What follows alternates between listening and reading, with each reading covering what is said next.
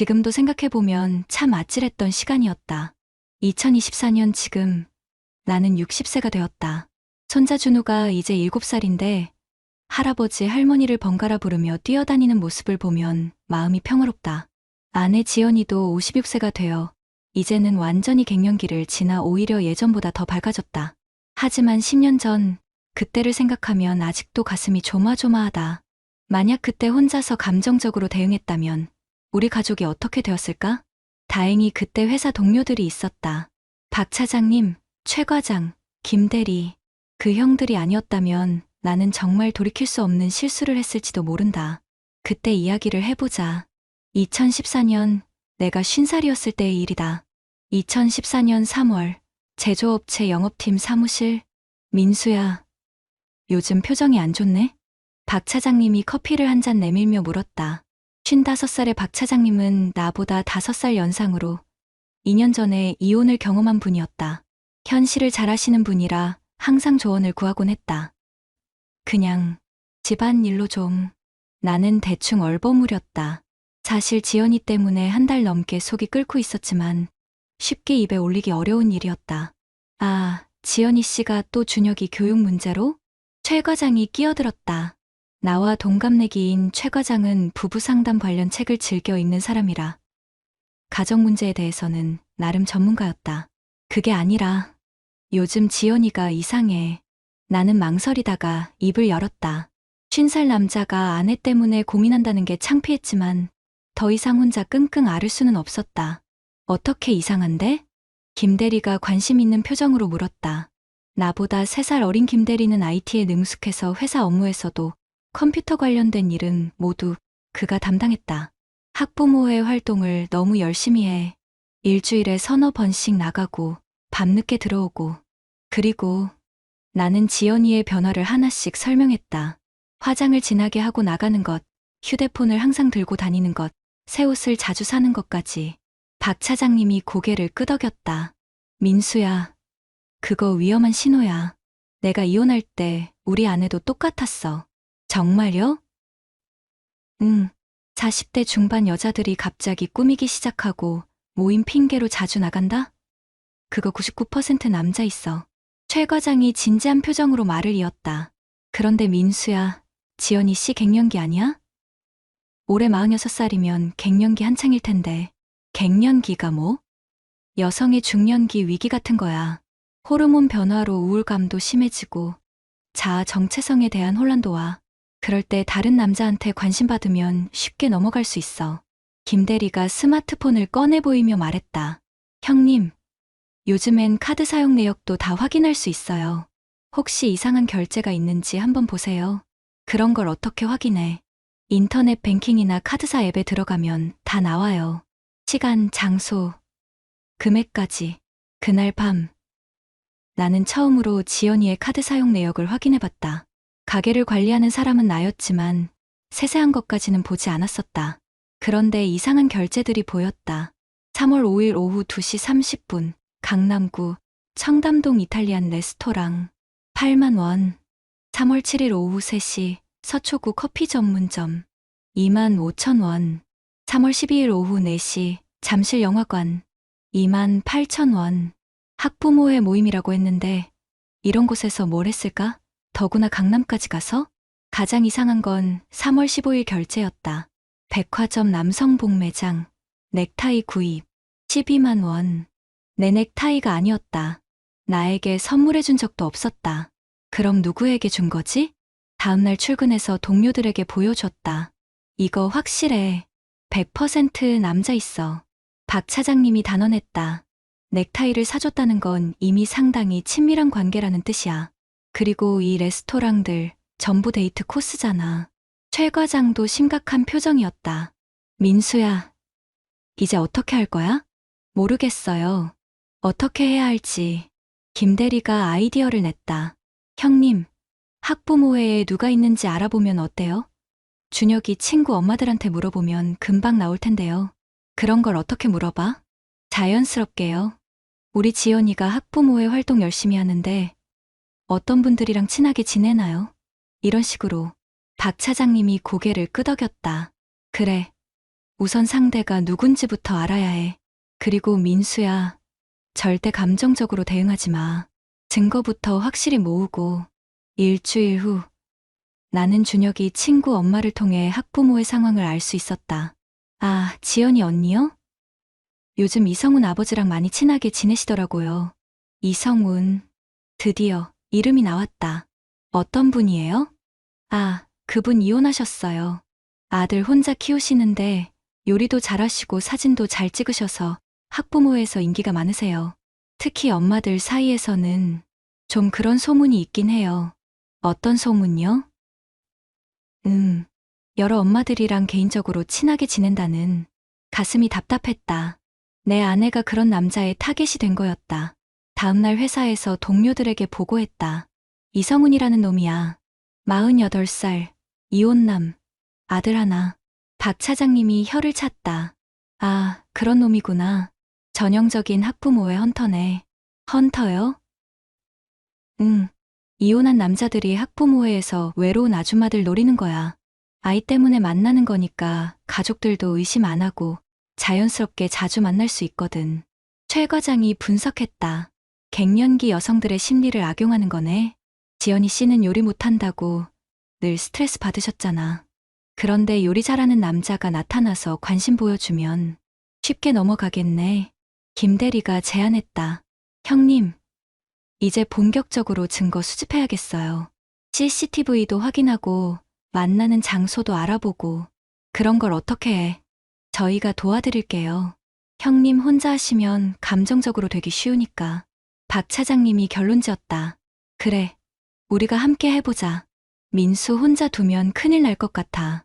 동료들의 도움으로 일주일간 조사한 결과는 충격적이었다. 김 대리가 학교 근처 CCTV를 확인해 본 결과 지연이와 이성훈이 함께 이성훈의 차에 타는 장면이 여러 차례 포착됐다. 학부모회 모임이 끝난 후에도 2에 3시간씩 함께 다녔다. 최 과장이 알아본 바로는 이성훈은 이미 작년에도 다른 학부모와 문제가 있었다고 했다. 그때는 그 가정이 이사를 가면서 조용히 끝났다고 했다. 박 차장님은 더 직접적인 증거를 확보했다. 민수야, 이거 봐. 박 차장님이 보여준 사진에는 지연이와 이성훈이 한강공원에서 손을 잡고 걸어가는 모습이 찍혀 있었다. 어떻게 이런 사진을. 우리 회사 김 과장 아내가 그 근처에서 운동하거든. 우연히 봤다는 거야. 더 결정적인 증거도 있었다. 지난주 토요일 지연이가 동창회에 간다고 거짓말하고 실제로는 이성훈과 경기도 펜션에 다녀온 기록이었다. 이제 확실해졌네. 나는 머리가 하얘졌다. 25년 결혼 생활이 이렇게 무너질 수 있나? 민수야, 이제 어떻게 할 거야? 이혼할 거야? 박 차장님이 물었다. 모르겠어요. 준혁이도 있고. 최 과장이 조언했다. 민수야, 일단 감정적으로 대응하지는 마. 지연이 씨도 갱년기로 힘든 시기고 혹시 모르니까 대화해볼 여지를 남겨둬. 대화요? 응. 지연이 씨가 왜 그런 선택을 했는지부터 이해해보자고. 무작정 화내고 소리 지르면 관계만 더 악화될 수 있어. 김 대리도 동의했다. 맞아요. 그리고 이성훈이라는 놈부터 처리하는 게 좋을 것 같아요. 걔가 계속 유혹하는 한지연이 형수님도 정신을 못 차릴 거예요. 어떻게 처리해? 박 차장님이 씩 웃었다. 그건 우리가 알아서 할게. 민수는 지연이 씨랑 대화에만 집중해. 그날 저녁, 나는 지연이와 마주 앉았다. 준혁이는 학원에 간 상태였다. 지연아, 우리 얘기 좀 하자. 무슨 얘기? 지연이의 표정이 조금 굳어졌다. 뭔가 눈치채고 있는 것 같았다. 요즘 너 많이 힘들지? 예상과 다른 말에 지연이가 당황했다. 뭐가? 갱년기로 힘든 거 알아. 내가 너무 일에만 매달려서 신경을 못 써줬나 봐. 지연이의 눈에 눈물이 맺혔다. 당신이 뭘 알아? 나 혼자 얼마나 외로웠는지. 말해봐. 내가 들어줄게. 지연이가 펑펑 울기 시작했다. 갱년기 증상이 너무 심해서 밤에 잠도 못 자고 우울하고. 그런데 당신은 항상 바쁘다고만 하고 나랑 대화하려고 하지도 않고. 미안해. 내가 몰랐어. 그래서 학부모회 활동을 시작했는데 거기서 성훈 아버지를 만났어. 그분이 나를 이해해주는 것 같아서. 이성훈 말이지? 지연이가 깜짝 놀랐다. 어떻게? 다 알고 있어. 카드 내역도, 같이 다닌 것도. 지연이가 더 울었다. 미안해. 정말 미안해. 처음엔 그냥 상담받는 기분이었는데 어느새 이렇게 됐어. 나는 화가 났지만 참았다. 최 과장 말이 맞았다. 감정적으로 대응하면 안 됐다. 지연아, 그 사람이 진심으로 너를 사랑한다고 생각해? 뭔 소리야? 그 사람 작년에도 다른 학부모랑 똑같은 일 했어. 그 가정은 이사 가면서 끝났다고 하더라. 지연이의 얼굴이 하얗게 질렸다. 그게 사실이야? 응. 그리고 너만 타겟이 아니야. 지금도 다른 엄마들한테 똑같이 접근하고 있어. 지연이가 주저앉았다. 내가 바보였구나. 지연아, 이제 정리하자. 그 사람과는 완전히 연락 끊고 우리 다시 시작해보자. 정말 괜찮아? 25년을 함께 살았잖아. 준혁이도 있고. 다만 이번이 마지막이야. 지연이가 내 손을 잡고 울었다. 고마워. 정말 고마워. 다시는 이런 일 없을게. 다음 날 박 차장님이 웃으며 말했다. 민수야, 이성은 문제는 해결됐어. 어떻게요? 어제 저녁에 학교 앞에서 우연히 만났지. 우리 셋이서. 김 대리가 웃었다. 그냥 조용히 대화했어요. 앞으로 다른 사람 아내한테 접근하지 마라. 우리가 계속 지켜보고 있다고. 최 과장이 덧붙였다. 그리고 학교 측에도 알려뒀어. 학부모회에서 부적절한 행동을 한다고. 이제 그 사람 학부모회 활동 못할 거야. 정말 고마워요, 형님들. 박 차장님이 어깨를 두드렸다. 뭘, 우리가 도와주지 않으면 누가 도와주겠어. 그런데 민수야, 앞으로는 지연이 씨한테 더 관심 가져줘야 해. 당연하죠. 최 과장이 조언했다. 갱년기는 정말 힘든 시기야. 지연이 씨를 더 이해해주고 대화도 많이 해줘. 그리고 가끔은 데이트도 하고. 김 대리도 거들었다. 맞아요. 형수님이 다른 남자한테 관심 받고 싶어 한 건 형님한테 관심 받고 싶었던 거예요. 2024년 현재 그렇게 해서 우리는 위기를 넘겼다. 그 후 2년 정도는 정말 힘들었다. 지연이는 깊은 우울감에 빠졌고 나도 신뢰를 회복하는 데 시간이 걸렸다. 하지만 우리는 포기하지 않았다. 부부 상담도 받았고 갱년기 치료도 함께 받았다. 무엇보다 대화를 많이 했다.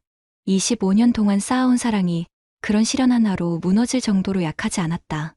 준혁이는 그때 고등학교 2학년이었는데 다행히 우리가 조용히 해결해서 아이에게는 큰 상처를 주지 않았다. 지금은 28살이 되어 결혼해서 아들 준우를 낳아줬다. 이성우는 그 후 다른 지역으로 이사를 갔다고 들었다. 소문이 나면서 학부모회에서 설 자리가 없어졌나 보다. 지연이는 이제 완전히 갱년기를 지나 오히려 예전보다 더 밝아졌다. 우리는 지금도 가끔 그때 일을 얘기한다. 여보, 그때 당신이 화내지 않고 이해해줘서 정말 고마웠어. 나도 고마워. 솔직히 말하면 혼자였으면 감정적으로 대응해서 큰일 났을 거야. 회사 형님들이 정말 고마우신 분들이야. 박 차장님은 지금 정년퇴직해서 지방에서 농사를 짓고 계신다. 가끔 연락하면 민수 부부 잘 지내냐고 물어보신다. 최 과장은 부장으로 승진해서 여전히 부부 상담 전문가 역할을 하고 있다. 김 대리는 과장이 되어서 IT 업무를 담당하고 있다. 그 형들이 아니었다면 정말 어떻게 되었을지 모른다. 혼자 끙끙 앓다가 감정적으로 폭발해서 가정을 완전히 망쳤을 수도 있다. 지금 생각해보면 그때의 지연이는 정말 힘든 시기였다. 갱년기로 인한 호르몬 변화, 우울감, 자존감 하락. 그런 상황에서 달콤한 말로 유혹하는 남자가 나타나면 넘어갈 수밖에 없었을 것이다. 나도 반성한다. 일에만 매달려서 아내의 변화를 제대로 보지 못했다. 25년을 함께 살면서도 갱년기가 얼마나 힘든 시기인지 몰랐다. 하지만 그 일을 통해 우리는 더 단단해졌다. 서로를 더 이해하게 됐고 대화도 많아졌다. 무엇보다 진짜 사랑이 무엇인지 알게 됐다. 진짜 사랑은 상대방의 실수를 용서하는 것이다. 어려운 시기를 함께 이겨내는 것이다. 그리고 시간이 지날수록 더 깊어지는 것이다. 요즘 준우가 할아버지, 할머니를 번갈아 부르며 뛰어다니는 모습을 보면 그때 올바른 선택을 했다는 확신이 든다. 만약 지금 비슷한 상황에 처한 분이 있다면 이것만은 기억해 주길 바란다. 첫째, 혼자 끙끙 앓지 마라. 믿을 만한 사람들에게 도움을 청해라. 둘째, 감정적으로 대응하지 마라. 냉정하게 상황을 파악하고 현명하게 대응해라. 셋째, 상대방의 입장도 이해해보라. 특히 갱년기 여성의 심리는 복잡하다. 넷째, 25년, 30년을 함께 산 사랑이 그렇게 쉽게 무너지지 않는다. 시간을 두고 기다려라. 다섯째, 위기는 기회가 될 수 있다. 우리는 그 일을 통해 더 깊은 사랑을 배웠다. 그때 박 차장님이 해주신 말씀이 지금도 기억난다. 민수야, 사람은 실수할 수 있어. 중요한 건 그 실수에서 뭘 배우고 어떻게 극복하느냐야. 정말 맞는 말씀이었다. 지연이와 나는 이제 손자 준우를 보며 웃는다. 10년 전의 그 일은 이제 우리에게 소중한 교훈이 되었다. 시간이 정말 모든 걸 치유해준다. 그리고 진정한 사랑은 시간을 이긴다. 구독자님들, 오늘 사연 댓글로 공유해 다른 분들과 함께 의견 나눠보세요. 저도 읽어보며 소통하겠습니다. 오늘은 45세에 처음 결혼한 한 남성의 이야기를 들려드리려고 합니다. 사랑하는 사람의 과거를 어디까지 받아들일 수 있을까요? 그것도 8천만 원이라는 거에게 빚이 함께 온다면 말입니다. 이 이야기의 주인공은 민기호 씨입니다. 창고관리 도급업을 운영하는 1인 법인 대표로 검소하고 성실하지만 감정 표현이 서툰 분이었죠. 45세에 처음으로 결혼의 문턱을 넘어서게 되는데 민기호는 45세가 되어서야 처음 결혼했다. 주변 사람들은 모두 의아해했다. 기호야, 저렇게 예쁜 여자가 왜 너랑 결혼해? 나이도 9살이나 어린데. 친구들의 농담 섞인 말에도 기호는 그저 웃었다. 서유진, 36세. 간호조무사로 일하던 그녀는 정말 예뻤다. 하지만 기호가 반한 건 외모가 아니었다. 오빠, 제가 오늘 반찬 좀 만들어 왔어요. 연애 시절부터 유진은 기호의 작은 빌라에 자주 놀러 와서 밥을 해줬다. 기호의 냉장고가 텅 비어 있는 걸 보고는 다음에 올 때마다 작은 반찬통을 들고 왔다. 이렇게까지 안 해도 되는데 오빠는 혼자 살면서 제대로 못 챙겨 드시잖아요. 제가 챙겨드리고 싶어요. 45년을 혼자 살아온 기호에게 이런 배려는 처음이었다. 첫사랑의 배신으로 여자를 믿지 못했던 그였지만 유진의 순수함 앞에서는 마음이 열렸다. 결혼식은 소박했다. 유진의 부모님은 일찍 돌아가셨고 기호 쪽 가족들만 참석했다. 하지만 그날 유진이 시부모님께 큰 절을 올리는 모습을 본 순간 기호는 확신했다. 이 사람이다. 신혼생활은 평화로웠다. 유진은 결혼 후 병원을 그만두고 전업주부가 되었다. 기호의 월순이익이 400에 500만 원이었으니 둘이 살기에는 충분했다. 하지만 뭔가 이상했다. 매달 25일쯤 되면 유진의 표정이 어두워졌다. 그리고 며칠 동안은 말이 없어졌다. 무슨 일 있어? 아니에요. 그냥 좀 피곤해서요. 기호는 그려려니 했다. 여자들은 원래 감정 기복이 있다고 들었으니까. 그리고 유진이 가끔 죄송해요라고 중얼거리는 것도 그냥 넘어갔다. 뭔가 부채가 좀 있나? 정도로만 생각했다. 요즘 세상에 빚 없는 사람이 어디 있겠어.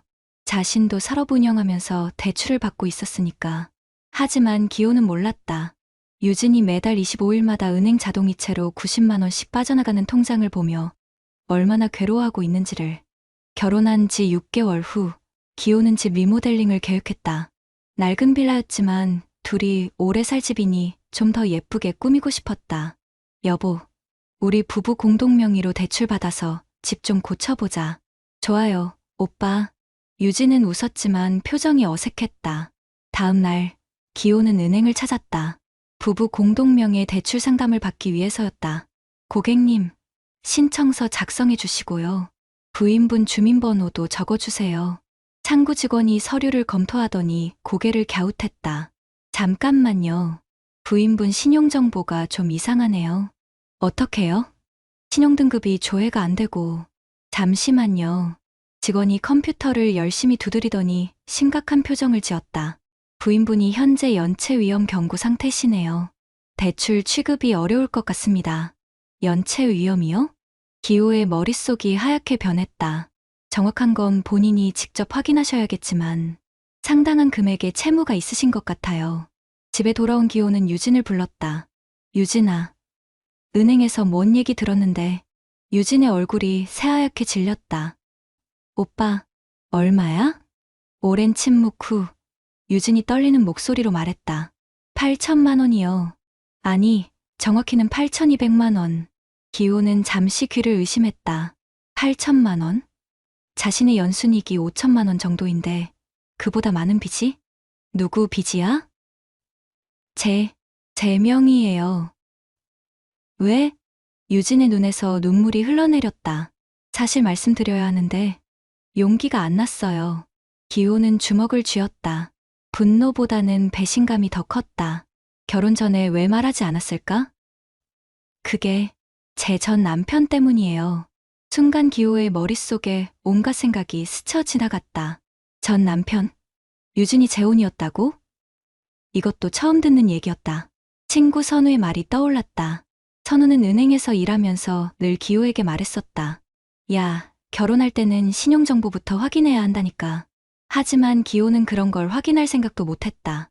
사랑하는 사람을 의심한다는 게 싫었으니까. 8천만 원을 혼자 갚고 있다고? 네, 매달 90만 원씩. 기호는 계산해봤다. 90만 원씩 갚는다면 대략 10년은 더 갚아야 한다는 얘기였다. 내가 43세에 결혼해서 이런 일을 당해야 하나. 기호는 중얼거렸다. 주변에서 뭐라고 할까? 역시 늦게 결혼하면 이런 일이 생긴다고 수군거릴까? 그날 밤 기호는 한잠도 자지 못했다. 다음날 아침, 기호는 유진에게 모든 걸 털어놓으라고 했다. 처음부터 다시 말해봐. 언제 결혼했고, 왜 이혼했고, 어떻게 이런 빚을 지게 됐는지. 유진은 울면서 말했다. 저는 26세에 첫 결혼을 했어요. 남편이 학원을 운영한다고 해서. 유진의 전 남편은 영어학원을 운영하다가 확장하면서 차량 대출을 받았다. 학원 차량 명목으로 승합차 2대를 구입했는데 원금이 4천만 원이었다. 처음에는 학원이 잘 됐어요. 그런데 코로나가 터지면서 2020년 코로나로 학원 운영이 어려워지자 유진의 전 남편은 카드로 돌려막기를 시작했다. 그리고 더 이상 버틸 수 없게 되자 아내인 유진에게 제안했다. 여보, 신용대출 좀 받자. 잠깐만, 곧 갚을 수 있어. 하지만 여보, 내 신용은 이미 안 돼. 당신 명의로 해야 해. 유진은 남편을 믿었다.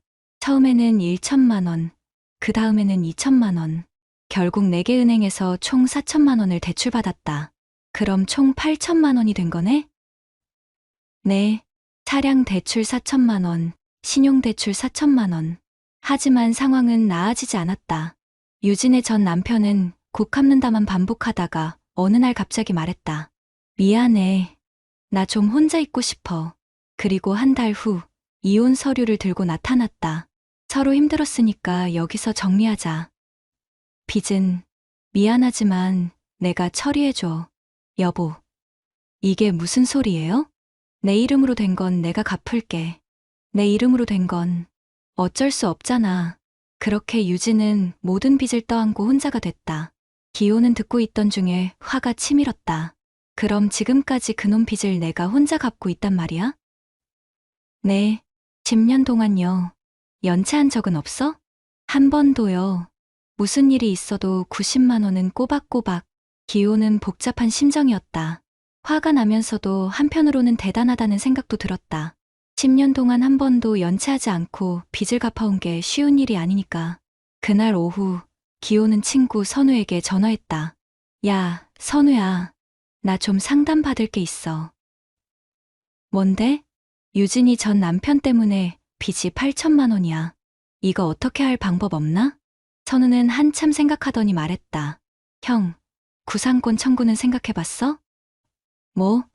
혼인 중에 한쪽이 독단적으로 만든 빚이면 다른 한쪽한테 손해배상 청구할 수 있어. 특히 가정 파탄 원인 제공했으면 더욱 그렇고. 진짜? 단, 입증이 문제야. 전 남편이 일방적으로 부담을 강요했다는 증거가 있어야 하거든. 기호는 유진에게 물어봤다. 혹시 문자나 녹음 같은 게 있냐고. 하지만 유진은 고개를 저었다. 다 지웠어요. 그때 기억하기 싫어서. 그럼 소송은 어려울 것 같은데? 선우가 답했다. 솔직히 힘들 거야. 그리고 소송 걸어도 그 남자가 돈이 있어야 받을 수 있는 거잖아. 학원 망하고 빚 때문에 도망간 놈한테 뭘 받겠어. 기호는 한숨을 쉬었다. 법적으로도 현실적으로도 답이 없었다. 그날 밤부터 기호는 혼란스러웠다. 사랑은 하지만 8천만 원이라는 빚이 부담스러웠다. 무엇보다 결혼 전에 말하지 않은 게 속상했다. 며칠 동안 기호는 유진과 제대로 대화하지 않았다. 유진도 눈치를 챘는지 더욱 조심스러워했다. 오빠, 제가 나갈게요. 어느 날 저녁 유진이 조심스럽게 말했다. 뭐? 이혼해요. 제가 오빠한테 피해만 끼쳐드리네요. 처음부터 말씀드렸어야 했는데 정말 죄송해요. 기호는 아무 말도 할 수 없었다. 마음 한편으로는 그래. 이혼하는 게 나을지도 모르겠다는 생각도 들었다. 하지만 며칠 후 선우가 기호에게 제안했다. 형, 상담 받아보는 게 어때? 상담? 건강가정지원센터에서 부부 상담 해준다더라. 특히 경제적 갈등 상담도 전문적으로 하고. 내가 상담을 받아? 형, 혼자 끙끙 앓지 말고 전문가 도움 받아봐. 기호는 처음에는 거부감이 들었다. 45살 남자가 부부 상담을 받는다는 게 창피했다. 하지만 상황이 더 악화되기 전에 뭔가 해야 한다는 생각이 들었다. 유진아, 우리 상담 받아볼까? 네, 부부 상담. 둘이 함께. 유진은 놀라면서도 고마워했다. 정말요? 그래도 될까요? 건강가정지원센터는 생각보다 괜찮았다. 50대 초반의 여성 상담사가 따뜻하게 맞아주었다. 두 분이 어떤 문제로 오셨나요? 기호가 상황을 설명하자 상담사는 고개를 끄덕였다. 이런 경우가 요즘 많아요. 재혼 가정에서 과거 채무 문제로 갈등을 겪는 케이스죠. 첫 상담에서 상담사는 각자의 마음을 들어봤다. 기호 씨, 지금 어떤 기분이세요? 화가 나요. 왜 미리 말하지 않았는지. 유진 씨는 어떤가요? 죄송해요. 정말 말하고 싶었는데 무서웠어요. 또 사람을 잃을까봐. 두 번째 상담에서는 돈에 대한 가치관을 이야기했다. 기호 씨에게 돈이란 어떤 의미인가요? 안정이요. 내가 열심히 일해서 번 돈으로 가족을 책임지는 게 남자의 역할이라고 생각해요. 유진 씨는요? 저한테는 죄책감이에요. 제가 실수해서 만든 빚 때문에 누군가에게 피해를 주는 게 너무 괴로워요. 상담사가 말했다. 기호 씨는 책임감이 강하시고 유진 씨는 자책감이 강하시네요.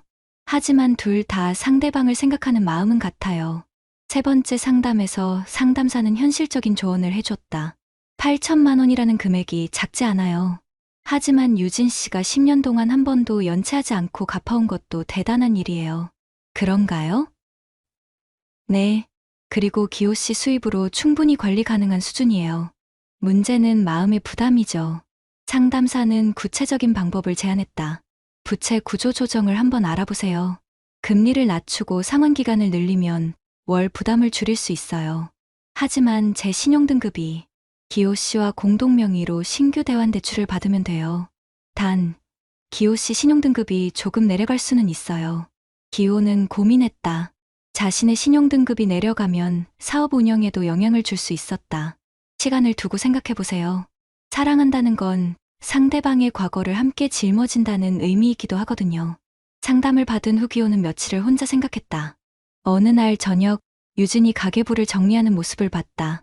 꼼꼼하게 적힌 가계부에는 매달 90만 원씩 나가는 대출금이 정확히 기록되어 있었다. 10년 동안 이렇게 혼자 감당해왔구나. 기호는 유진을 다시 봤다.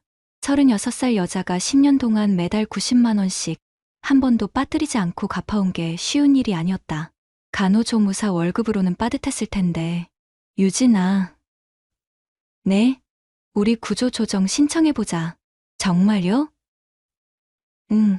혼자 감당하기 힘든 일을 둘이 함께하는 게 부부 아닌가. 기호는 결심했다. 자신의 신용등급이 AA에서 A로 내려갈 수도 있지만 그 정도는 감수할 수 있었다. 은행과 협의한 결과 조건부로 부채 구조 조정이 가능했다. 기호와 공동명의로 대환대출을 받되 이자율을 기존 7%에서 4.5%로 낮추고 상환기간을 늘려서 월 부담을 70만 원으로 줄일 수 있었다. 월 70만 원이면 우리가 함께 감당할 수 있어. 유진은 눈물을 흘렸다. 오빠, 정말 고마워요. 하지만 제가 일을 시작할게요. 집 근처 요양병원에서 간호조무사를 구한다더라고요. 일 안 해도 돼. 아니에요. 제 빚인데 제가 갚는 게 맞아요. 그리고 오빠한테만 의존하고 싶지 않아요. 6개월 후, 유진은 요양병원에서 일을 시작했다. 월 180만 원 정도의 수입이 생겼다. 이제 70만 원 대출금의 절반은 유진이, 절반은 기호가 부담하기로 했다. 이렇게 하니까 마음이 편해요. 유진이 말했다. 그래? 네. 오빠 돈으로만 갚으면 계속 죄책감이 들었을 거예요. 이제는 제가 번 돈으로도 갚으니까 떳떳해요. 기호도 마음이 편해졌다. 혼자 모든 걸 감당해야 한다는 부담감에서 벗어났다. 어느 날 저녁, 유진이 기호에게 말했다. 오빠, 제가 왜 오빠와 결혼하고 싶었는지 아세요? 왜? 오빠는 처음이었어요. 제가 말하지 않아도 그냥 믿어주는 사람이요. 전 남편은 매번 의심하고 따져 물었거든요. 그래서 말 못한 거야? 아니에요. 그냥 오빠니까 괜찮을 거라고 생각했어요. 언젠가는 이해해 주실 거라고. 기호는 유진의 손을 잡았다. 앞으로는 뭐든 숨기지 마. 나쁜 일이든 좋은 일이든 함께 나누자. 네. 약속해요. 지금 기호와 유진은 매달 70만 원씩 함께 갚아나가고 있다. 계산해보니 3년 정도 더 갚으면 완전히 끝날 예정이다. 사람은 과거로 평가받는 게 아니라 지금 뭘 하고 있는지로 평가받아야 한다고 생각해요. 기호가 상담사에게 한 말이었다. 유진의 과거는 바꿀 수 없다. 하지만 지금 유진이 어떤 사람인지는 알 수 있었다. 10년 동안 한 번도 도망치지 않고 책임을 다한 사람. 그리고 새로운 사랑을 위해 다시 용기를 낸 사람. 기호는 43세에 처음 결혼해서 45세에 처음으로 진짜 사랑이 뭔지 알게 됐다. 사랑은 그 사람의 과거를 끌어안는 게 아니라 함께 미래로 나아가는 일이었다. 여러분은 어떻게 생각하시나요? 사랑하는 사람의 과거, 어디까지 받아들일 수 있을까요? 기호 씨의 선택이 옳았다고 생각하시나요?